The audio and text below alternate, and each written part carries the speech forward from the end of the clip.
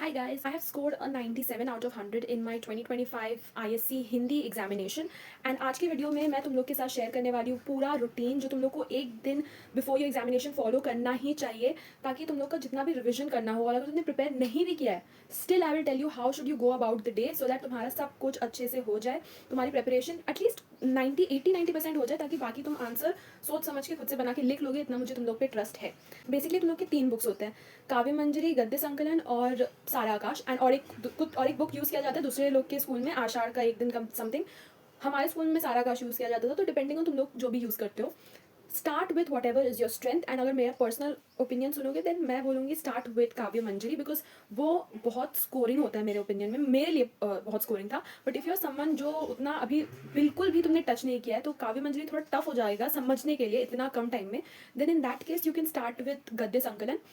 But सारा आकाश एक दिन आगे नहीं होगा, ये तो मैं तुम लोगों को क्लियर कट बोल दे रही हूँ। वो एक दिन आगे नहीं होगा क्योंकि तुम लोग अगर एक दिन आगे तुम लोग बैठोगे सारा आकाश करने के लिए तुम्हारा पूरा सिलेबस रह जाएगा। सो स्टार्ट विथ ईदर गद्य संकलन और काव्य मंजरी। एंड मेरे प्रीवियस वीडियो को तुम लोग देख सकते हो, उसमें मैंने मोस्ट प्रोबेबल चैप्टर्स जो तुम्हारे ईयर में आ सकता है वो सब मैंने बताया है। So start with the most probable chapters. So let's say गद्य संकलन का मोस्ट प्रॉबेबल चैप्टर्स तुमने पहले पढ़ लिया, फिर तुमने काव्य मंजरी का मोस्ट प्रॉबेबल पोएम्स पढ़ लिया।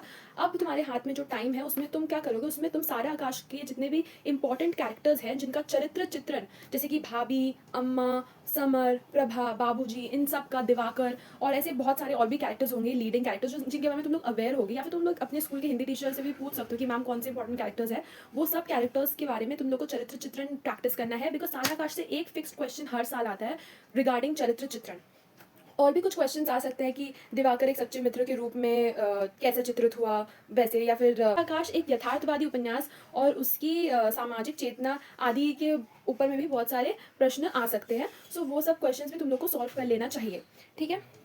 ऑल्सो तुम लोग को ग्रामर पार्ट के लिए जो स्कूल में प्रैक्टिस कराया गया है वो सब प्रैक्टिस करना चाहिए। एक्स्ट्रा में तुम लोग मुहावरे को बार बार रीड करते रहो, बार बार रिवाइज करते रहो। और मुहावरे इजी ही है, हम लोग हिंदी में बात करते हैं तो हमारे लिए इजी ही है, तो हो जाना चाहिए तुम लोग से। एंड जब ऐसे लिख रहे हैं ऐसे में अच्छा टॉपिक यूज़ करो, अच्छे से लिखो, नीटनेस मेंटेन करो, जहाँ तुम लोग को कोटेशन मार्क देना है वो दो, बहुत सिस्टमेटिक वे में करना। Introduction, body and conclusion 3 parts में डिवाइड करो। एंड ऑल्सो जब तुम लोग आंसर लाइक जब तुम इंग्लिश लाइक हिंदी का जो लिटरेचर पार्ट होता है वो जब तुम लोग कर रहे हो, जैसे कि कविता या फिर गद्य संकलन के क्वेश्चंस कर रहे हो, तब तुम लोग को डायलॉग्स या फिर पोएम के कुछ लाइंस को तुम लोग कोट कर सकते हो ताकि तुम्हारा आंसर का क्वालिटी इन्हांस हो जाए।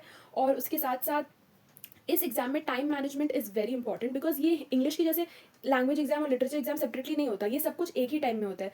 हिंदी, लिटरेचर और लैंग्वेज दोनों एक साथ ही तुम लोग को देना होगा, विच मीन्स तुम्हारे पास टाइम मैनेजमेंट बहुत इंपॉर्टेंट एंड बहुत क्रूशियल हो जाता है। सो तुम जो भी पोर्शन, जो भी सेक्शन से स्टार्ट करो, मेक श्योर कि तुम लोग बहुत सिस्टमैटिकली सब कुछ करो। मैंने पर्सनली मैंने ग्रामर से स्टार्ट किया था एंड उसके बाद मैंने लिटरेचर में मैंने स्टार्ट किया because beginning of the examination में मेरा दिमाग थोड़ा सा खाली लाइक थोड़ा ठंडा रहता है, तो उस टाइम में क्रिएटिव थॉट जैसे कि ऐसे वैसे करने में मेरे लिए ईजी रहता है। But for a lot of people उन लोग को एग्जाम के एंड में दिमाग में क्लैरिटी रहती है। तो डिपेंडिंग ऑन आपको क्या पर्सनली क्या सूट करता है उसके बेसिस में you do what ever suits you. And also make sure कि आप लोग बहुत अच्छे से नीटनेस मेंटेन करो। Underline if you find anything is important, अगर तुम्हारे पास टाइम बचा हुआ है underline, make it neat and tidy because examiners will really like a very nicely presented paper.